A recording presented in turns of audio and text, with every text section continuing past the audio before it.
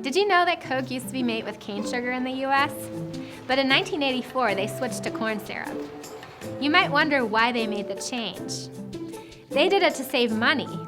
It turns out that sugar in the US is about twice as expensive as it is in the rest of the world. But why is that?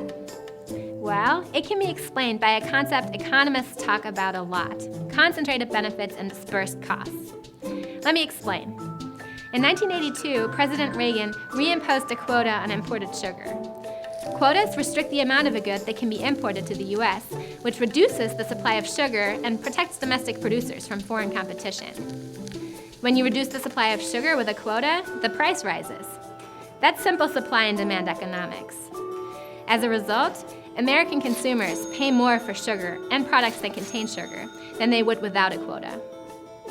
A Commerce Department study estimated the cost of the quota to consumers at roughly $3 billion a year. So why would the government put a policy in place that hurts the majority of consumers and voters? Wouldn't that be political suicide? Actually, no.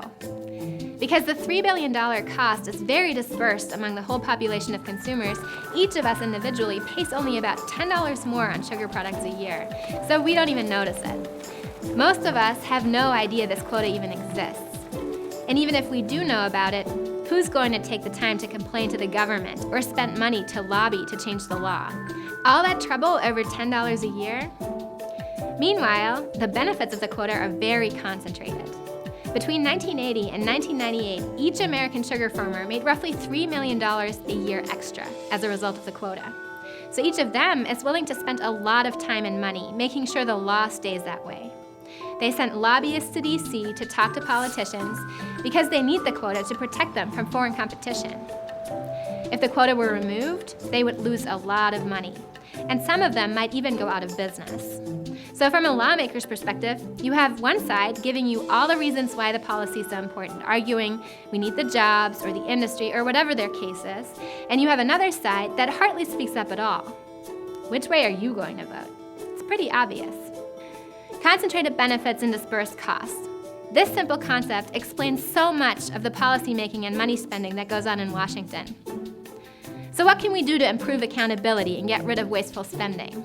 Unfortunately, as long as we allow government to make policies that only benefit a certain group, that special interest will have a big incentive to get involved in politics.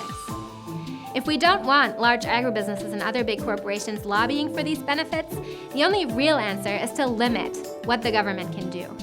More regulation or oversight won't fix the problem.